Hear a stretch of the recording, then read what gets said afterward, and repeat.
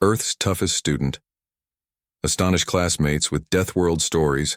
The silver transport ship docked at Galactic Academy Station with a soft hiss.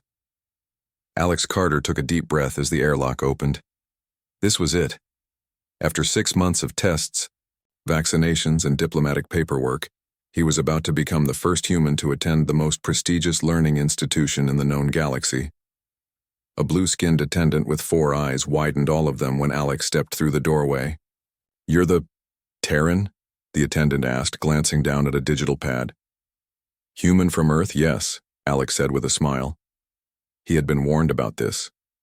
To most species in the galactic community, Earth was classified as a death world, a planet so naturally dangerous that most intelligent life found it uninhabitable. "Please follow me to medical screening," the attendant said, keeping a careful distance. Alex followed, trying not to stare at the various alien species moving through the station. Some floated rather than walked. Others had too many limbs to count. A few appeared to be made of something closer to crystal than flesh. The medical bay was bright white and smelled like mint. A tall, thin alien with pale green skin examined Alex while consulting a holographic display. "Fascinating," the doctor murmured. "Your bone density is remarkable, and your muscle fiber structure, quite concerning." "Concerning?" Alex asked. "Oh, not for you," the doctor said quickly. "For potential classmates. Your species appears capable of exerting force sufficient to break most standard materials." The doctor tapped something into the system. "We'll need to note this in your file. Please be careful around others." After medical screening, Alex was escorted to meet Professor Zixtal, a 6-limbed being with iridescent skin who would be his academic advisor. "Welcome, Alex Carter of Earth," Professor Zixtal said. Their voice was melodic, almost like singing. "I must admit, we were surprised when your world applied to our exchange program. Most species wait until they've achieved faster-than-light travel independently." "Humans get impatient," Alex said with a shrug. The professor's skin rippled with color.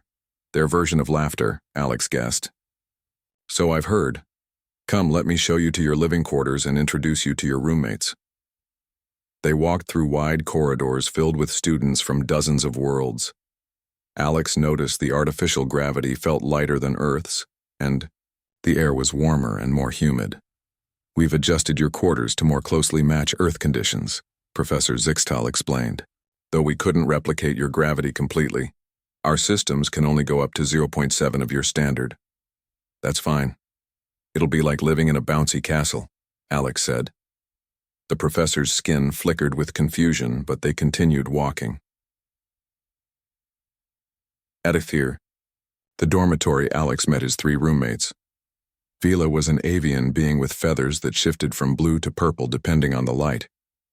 She had wings folded neatly against her back and watched Alex with nervous, golden eyes. Krill resembled a humanoid frog with webbed hands and glistening blue-green skin. He blinked his large eyes rapidly when Alex extended a hand in greeting. "Is this a threat display?" Krill asked, backing away slightly. "No, it's how humans greet each other." "We shake hands," Alex explained. "You touch each other deliberately?" Vila asked, her feathers ruffling. The 3rd roommate floated forward. Nax appeared to be made of smoky gray crystal segments that moved together in a roughly humanoid shape. They had no visible eyes, but Alex felt them studying him. "Your species has unusual customs," Nax said, their voice resonating like glass chimes. "I've read that Earth has extreme gravity, poisonous atmosphere, and dangerous radiation levels from your sun. Is this correct?" Alex laughed. "I guess from your perspective. To me, it's just home." The 3 aliens exchanged glances that clearly communicated their concern. Later that day, all new students gathered in the main hall for orientation. Alex noticed he was the only one sweating in the warm room. Several nearby students inched away when they noticed the moisture on his skin. Dean Cortax, a massive being who resembled a cross between an octopus and a tree, addressed the group, using a translator device. "We welcome all new minds to our community of learning," the dean said. "This term, we are especially honored to host our first student from Earth, a world only recently invited into the galactic community. All eyes turned to Alex, who waved awkwardly. Special accommodations have been made for the unique physiology and requirements of our Terran guest, the dean continued. Please be patient and understanding as we all adjust to this historic moment. Alex felt like a zoo exhibit as students whispered and pointed. Great. He had hoped to blend in, but that clearly wasn't going to happen. After orientation, students moved to the dining hall. Alex approached the food stations cautiously, unsure what would be safe for human consumption. The blue panel is programmed for Earth nutritional needs, a helpful staff member explained, pointing to a separate food synthesizer. Alex selected something called protein substrate with carbohydrate base, which turned out to be a reasonable approximation of pasta with meatballs. He sat alone, trying not to feel self-conscious as he ate. To his surprise, Vila approached with her tray of what looked like glowing seeds. May I join you? She asked hesitantly. Please do, Alex said, grateful for the company. Vila sat, keeping a careful distance. Is it true that your world has creatures that can swallow beings whole? Alex nearly choked on his food. Well, yeah. Great white sharks, anacondas, some whales. But they don't usually eat people. And you have regular storms of water falling. From the sky? Rain? Yes, that's normal on Earth. Vila's feathers flattened against her body. And your people just go outside during these water storms? Most of the time. Sometimes we carry umbrellas if it's really pouring. More students had gathered nearby, listening to their conversation. Krill and Nax joined the table, along with several others Alex hadn't met yet. Is it true humans deliberately expose themselves to solar radiation for cosmetic purposes? Asked a small, furry student. You mean tanning? Yeah, some people do that. The group collectively shuddered. By the end of his first day, Alex had answered dozens of questions about Earth. He learned that most inhabited worlds in the galaxy had stable climates, minimal tectonic activity, carefully balanced ecosystems, and much lower gravity than Earth. As he settled into his reinforced bed that night, Alex smiled to himself. Being the toughest kid in school had never been his goal. But if these aliens were impressed by basic facts about Earth, wait until they saw what humans could really do. Tomorrow was his first physical education class. That should be interesting. Earth's toughest student. Astonished classmates with Deathworld stories, Alex woke up feeling strangely light. It took him a moment to remember he was no longer on Earth, but at the Galactic Academy, where the gravity was set to 0.7 of Earth's normal pull. He stretched and noticed his alien roommate staring at him. What's wrong? Alex asked. You were unconscious for 7 hours, Nax said, their crystalline form glittering with concern. We monitored your vital signs to ensure you weren't dying. Alex laughed. That's called sleep. Humans do it every day. Don't your species rest? We enter brief meditation states, Vila explained, her feathers shifting nervously. But not extended shutdown periods. It seems dangerous. And you were making strange noises, Krill added. Snoring? Sorry about that, Alex said as he got out of bed. He grabbed his academy uniform and headed to the washing area. When Alex returned, he found his roommate still discussing human sleep patterns. Today's our first physical education class, Vila said. Are you nervous? I heard Coach Drex is very demanding. I'm actually looking forward to it, Alex replied. I played soccer back on Earth. The physical education center was a massive dome with various exercise stations. Students from different species gathered in groups based on their physical capabilities. Coach Drex, a four-armed reptilian with red scales and yellow eyes, blew a whistle to get everyone's attention.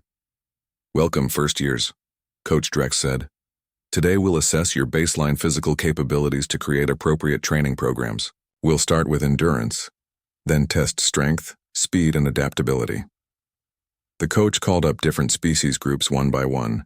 Vila and the other avian students demonstrated their gliding abilities, floating gracefully on air currents for several minutes.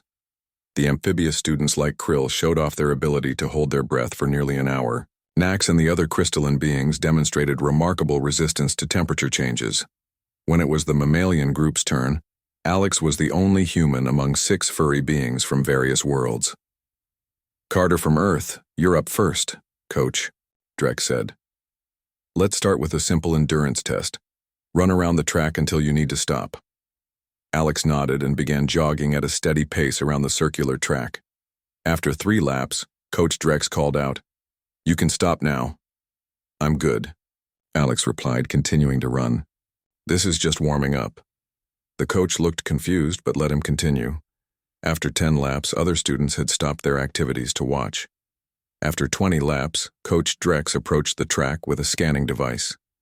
"Carter, you should stop. Your body is secreting fluids and your heart rate is elevated." "That's normal," Alex said, but he slowed to a walk. "It's called sweating. It helps humans cool down." "You're leaking water on purpose?" a nearby student gasped. The coach studied the scanner with concern. "Your muscles are producing lactic acid. Is this a sign of distress?" "No, it happens during exercise. I could keep going for hours if needed," Alex explained. The watching students murmured in disbelief. "Next, let's test strength," Coach Drex said, leading Alex to a weight station. "Try lifting these graduated weights until you reach your limit." Alex started with what felt like very light weights, but he noticed other students watching with increasing amazement as he moved up to heavier ones. "That's enough," Coach Drex said when Alex easily lifted a weight that the scanner indicated was 150 pounds. Most species here would risk structural damage attempting that. Next came speed and agility tests, where Alex performed what he considered average for a human. He wasn't particularly athletic by Earth standards, but the alien seemed shocked by his ability to sprint, jump, and change direction quickly. During a water exercise, Alex dove into the pool and swam several laps using different strokes. When he emerged, Krill and the other amphibious students were staring at him. "You can move efficiently through water without gills or webbing?" Krill asked in amazement. "Humans learn to swim as children," Alex said, "though we can't stay underwater as long as you can." After class ended, students gathered around Alex with questions. "Do all humans have these capabilities?" a furry student asked. "Pretty much. Some are much stronger or faster than me," Alex replied. "We have athletes who can lift hundreds of pounds or run for days." "Run for days?" Coach Drex interrupted. "That's impossible. Not for humans. We evolved as persistence hunters," Alex explained. "Our ancestors would chase prey until it collapsed from exhaustion." "Your species hunted by exhausting other creatures to death?" Vila asked, her feathers flattening in shock.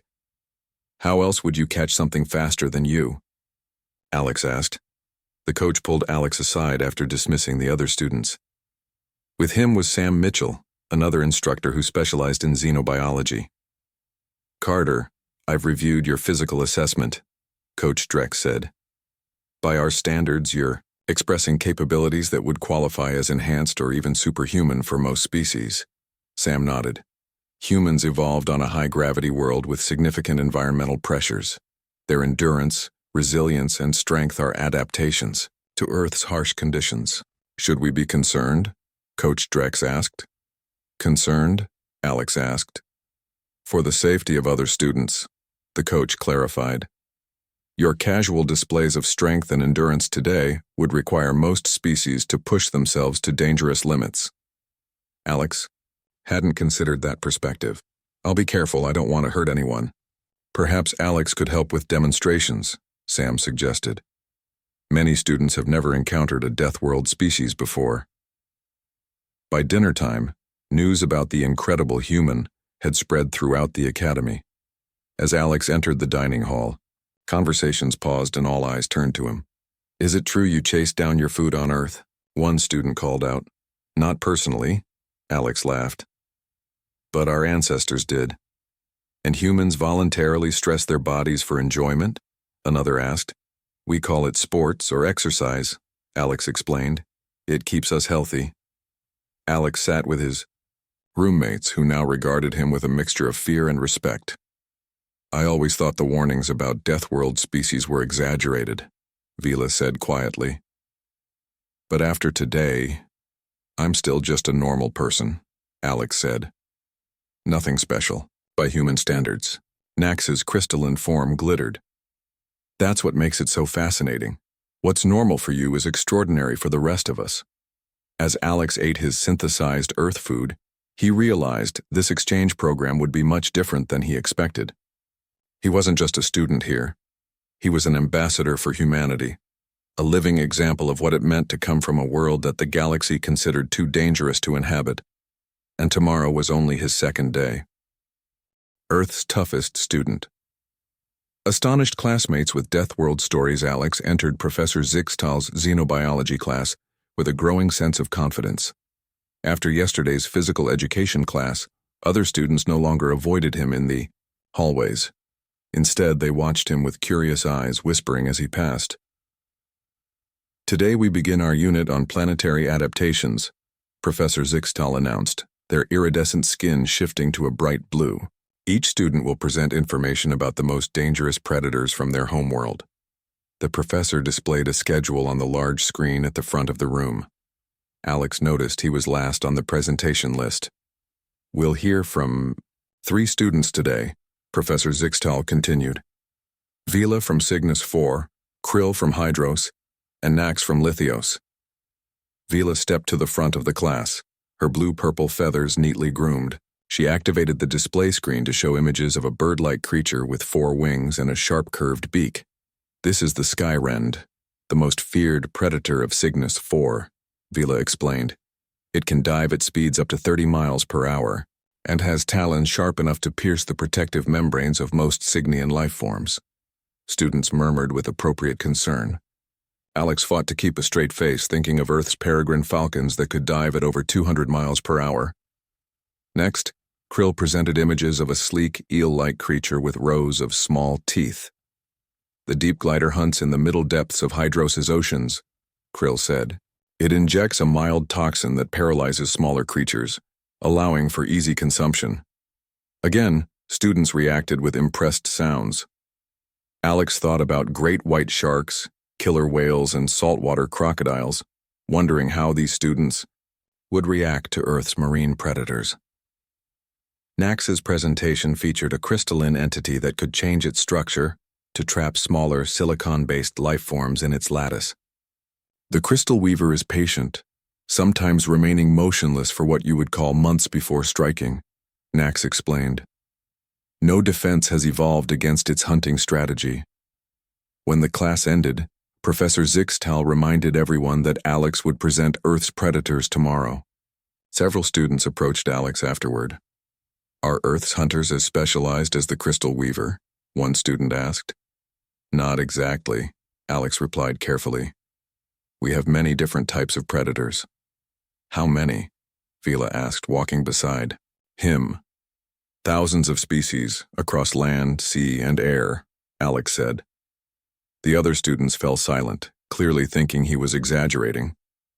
That evening, Alex prepared his presentation in the dormitory common area. He displayed images of Earth's apex predators on his tablet, reviewing facts and figures. Krill glanced over his shoulder and froze. "What is that?" Alex looked at the image of a tiger on his screen. "That's a tiger, a big cat from Earth. They're endangered now, but they used to be common in parts of Asia." "How large is it?" Krill asked, his webbed fingers trembling slightly. "About 10 feet long, maybe 500 pounds for a big male," Alex said. "And these creatures still exist on your planet?" Nax asked, floating closer to see the screen. "Yes, though in protected areas now," Alex explained. "We have lots of large predators. Lions, bears, wolves, crocodiles, great white sharks." "And humans live alongside these creatures?" Vila asked, her feathers ruffling in distress. "We've learned to avoid them," Alex said with a shrug. "Though, they're not even the most dangerous things on Earth. What could possibly be more dangerous than those?" Krill asked. Alex swiped to images of mosquitoes, ticks, and bacteria. "The small things cause more problems than the big ones. Insects that spread disease have killed more humans throughout history than all predators combined." His roommate stared at him in silence. "And then there are the natural disasters," Alex continued, showing pictures of hurricanes, tornadoes, wildfires, and flooding. "These happen regularly on different parts of Earth." "How does your species survive?" Nax asked, their crystalline form dimming slightly. "We adapt," Alex said simply. "It's what humans do best." The next day, the xenobiology class was unusually full. Word had spread about Alex's presentation, and students from other classes had come to watch. When Professor Zixtal called him to the front, Alex connected his tablet to the display system. Earth has diverse ecosystems with predators specialized for different environments, Alex began. He showed images of lions hunting on the savanna, explaining their social structure and hunting techniques. Next came ocean predators, sharks, orcas, and box jellyfish. The box jellyfish has enough venom to kill 60 adult humans, Alex explained casually. He moved on to reptiles, showing Komodo dragons, anacondas, and saltwater crocodiles. With each example, the classroom grew quieter, students staring in disbelief. These venomous snakes can inject toxins that destroy tissue and cause internal bleeding, Alex said, displaying cobras, vipers, and black mambas. How do humans defend against such creatures? A student finally asked. Usually by avoiding them, Alex said. But we've developed anti-venom for most poisonous species. Do you carry weapons at all times? Another student asked. Not usually, no. Most dangerous animals avoid humans when possible. Alex moved to his final slides, showing microorganisms, parasites, and images of disease symptoms. These tiny life forms have shaped human evolution more than any large predator, he explained. When he finished his presentation, the room remained silent for several seconds.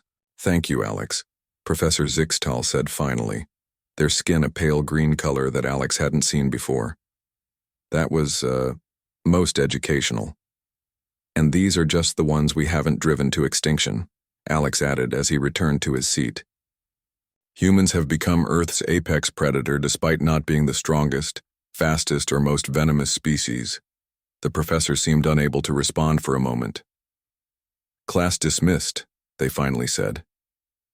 During lunch afterward, Alex found himself surrounded by curious students.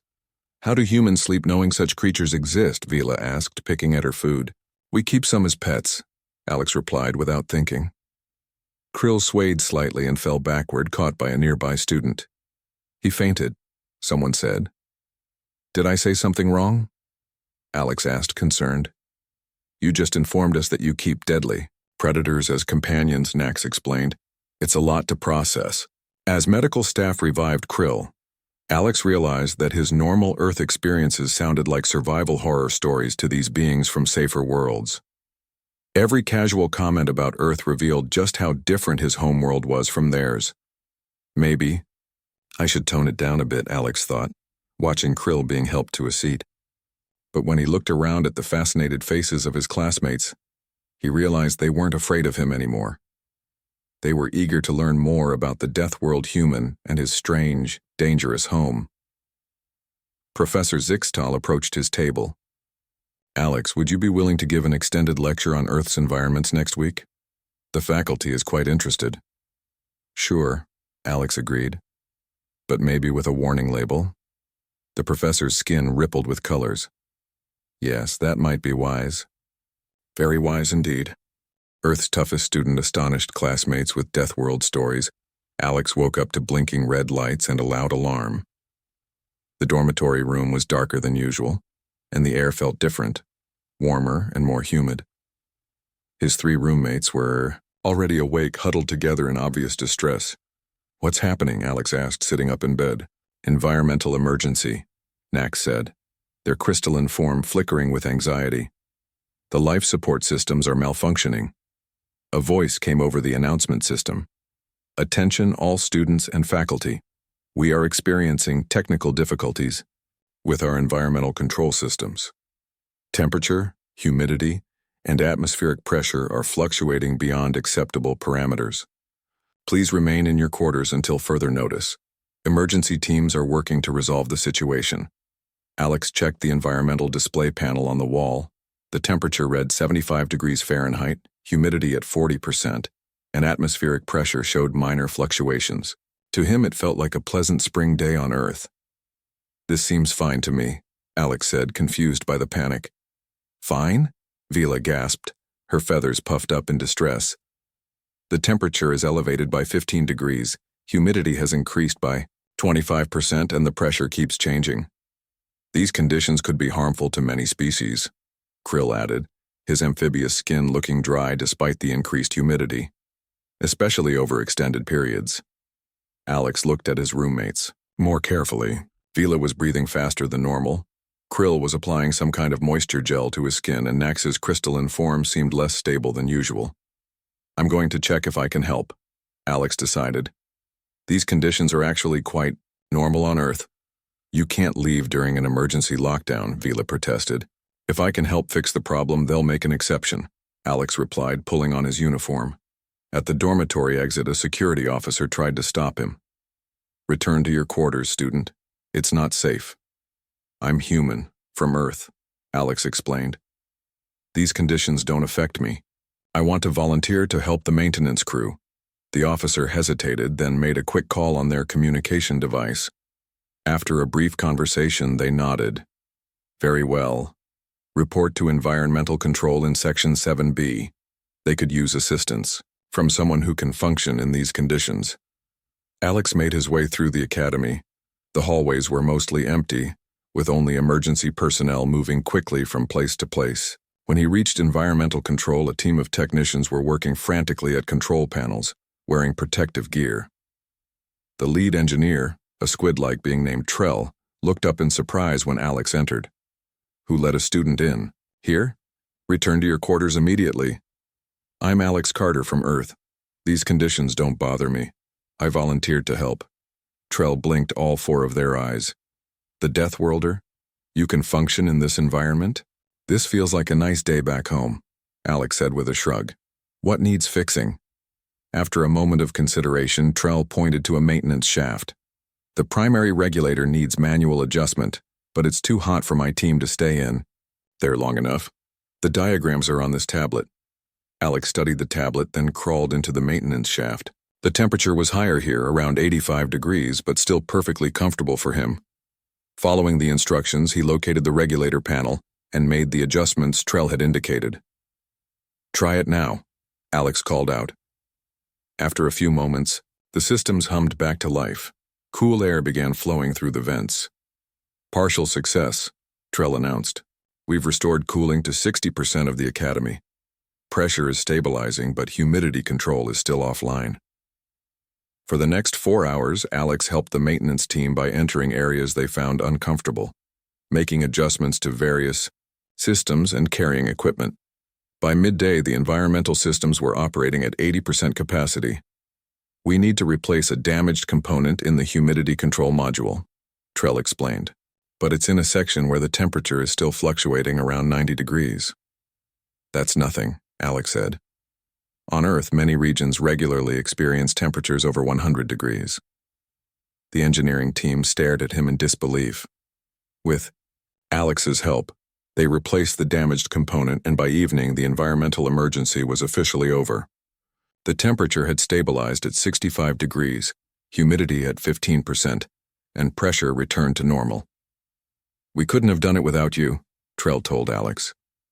Your ability to function in those harsh conditions was invaluable. When Alex returned to his dormitory, he found not only his roommates but several other students gathered in the common area. They were wrapped in thermal blankets despite the environmental controls having been partially restored. Alex, Vila called out. We heard. You helped fix the systems. Just did what I could, Alex said modestly, sitting down with them. How can humans survive such extreme environmental fluctuations? A student Alex didn't recognize asked. Those weren't extreme by Earth standards, Alex explained. Earth's climate varies wildly depending on location and season.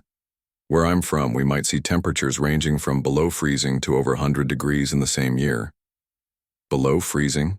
You mean actual solid water falls from the sky? Another student asked. You mean snow?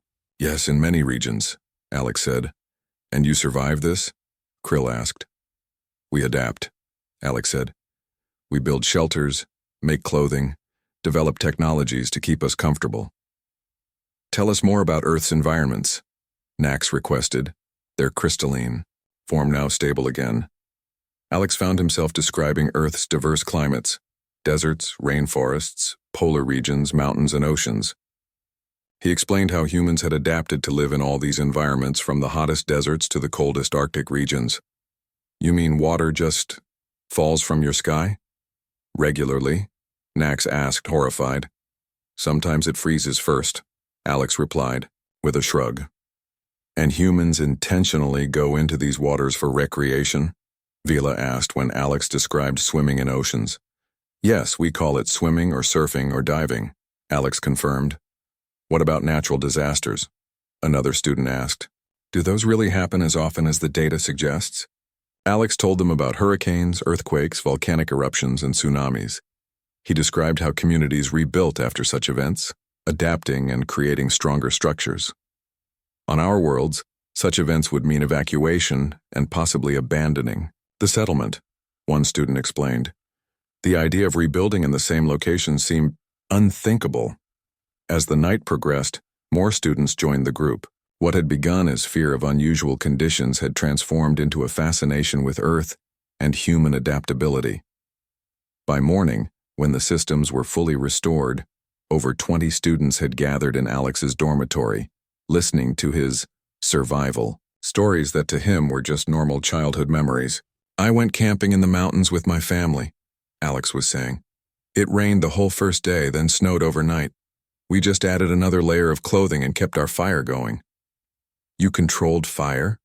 For warmth? Someone gasped. Alex smiled, realizing that what had been a routine family vacation sounded like an extreme survival expedition to his classmates. Professor Zixtal appeared at the dormitory entrance. I see our Earth student has become quite popular, they observed, their skin shifting to a pleased orange hue. Professor, did you know humans intentionally expose themselves to extreme temperature variations for enjoyment? A student asked excitedly. I'm learning many surprising things about our Terran friends, the professor replied. Alex, the faculty committee would like to speak with you. It seems yesterday's events have raised even more interest in Earth. Earth's toughest student astonished classmates with Deathworld stories. The main auditorium of the Galactic Academy was filled to capacity.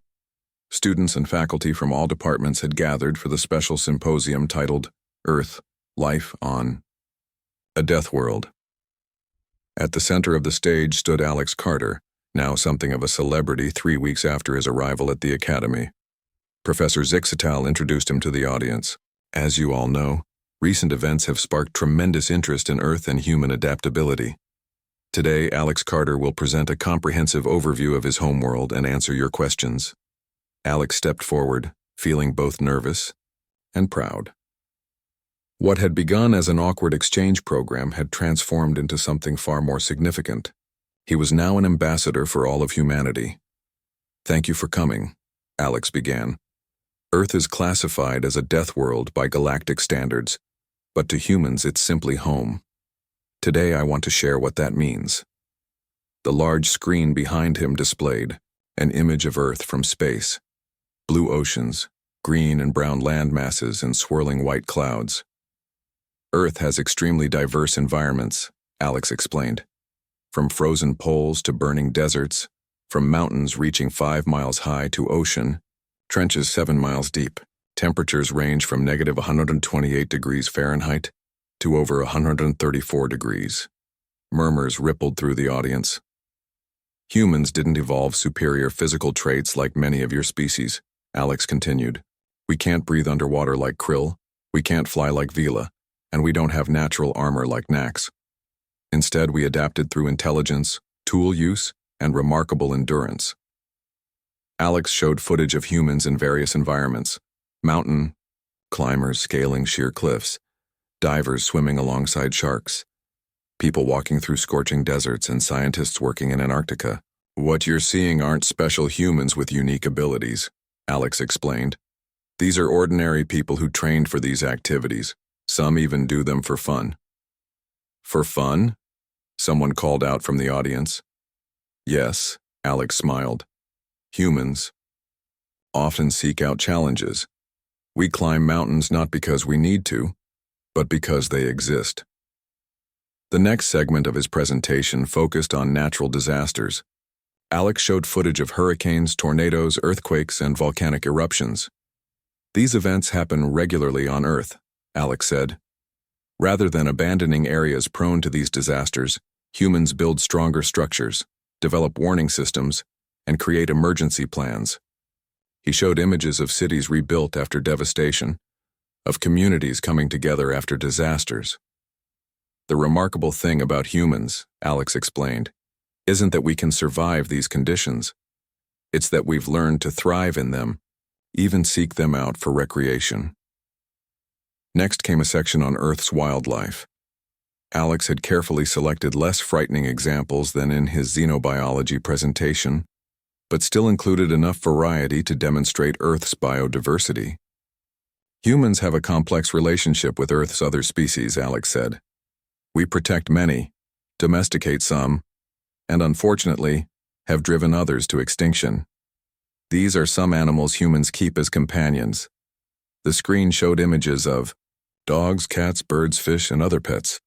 You willingly share your living spaces with these creatures? A faculty member asked. Many of us do, Alex confirmed. Humans form strong bonds with animals. Some even work alongside us. The final part of Alex's presentation addressed human society and technology. He explained how humans had spread across Earth's varied continents, developing different cultures, languages, and traditions, yet still maintained a connected global civilization. Despite our differences, humans are working toward common goals, Alex said. We've developed technologies to make our lives easier, medicines to fight diseases, and are now beginning to explore space. As Alex concluded his presentation, he noticed many in the audience seemed deeply moved. Some were taking notes frantically, others were discussing quietly with their neighbors, and a few appeared to be recording the entire event. The universe is filled with many different types of worlds and species, Alex said in closing. Each adapted perfectly to their own environment. Humans aren't better or worse than any other species. We're just different, shaped by Earth's unique challenges. I hope this presentation helps you understand both Earth and humanity a little better. The audience erupted in enthusiastic applause. Many students rose from their seats, creating a standing ovation that lasted several minutes. During the question and answer session that followed, Alex was surprised by the depth and thoughtfulness of the questions. Students and faculty wanted to know about Earth's ecosystems, human physiology, cultural practices, and even philosophy. How do humans cope with knowing your planet is so dangerous? One student asked. We don't think of it as dangerous, Alex replied. It's just normal to us. Every species thinks their homeworld is normal. Does facing such challenges make humans more aggressive? A faculty member asked. Not necessarily, Alex said after thinking for a moment. It's made us resilient and adaptable. Sometimes that looks like aggression, but it's really determination. After the symposium ended, Dean Cortax approached Alex. The massive tree-like being moved slowly, but with purpose. Young human, your presentation was most illuminating, the dean said, their voice deep and resonant. The Academy Council has made a decision. We wish to expand the Terran exchange program. Really? Alex asked, surprised. Yes. You have demonstrated that despite Earth's classification as a death world, there is much to learn from human adaptability and resilience. Alex noticed a small group of students approaching, including his roommates. Dean Cortax, Vila said, her feathers neatly groomed and her posture formal. We wish to volunteer for the exchange program to Earth. Alex stared in shock. You want to go to Earth, but you've heard all about how dangerous it is. That's exactly why we want to go, Nax explained, their crystalline form glittering with excitement. If you can survive here with our mild conditions, surely we can manage a brief visit to Earth with proper precautions. I want to see these rainstorms you talk about, Vila added. And I wish to observe these pets that live with humans, Krill said. Alex looked at his friends, feeling a surge of pride. When he had arrived at the Galactic Academy, most students had feared or avoided him. Now they were eager to visit his homeworld, to experience what they had once considered uninhabitable. It won't be easy, Alex warned them. You'll need special environmental suits, constant monitoring, and lots of preparation. We know, Vila said. But after hearing your stories, How could we not want to see Earth for ourselves? Alex grinned, deciding not to mention hurricane season just yet. There would be time for those details later. For now, he was simply happy that his tales of Earth had transformed fear into curiosity and suspicion into respect. As students and faculty surrounded him with more questions and expressions of interest in Earth, Alex realized that being a Deathworlder wasn't something to be embarrassed about. It was something to be proud of.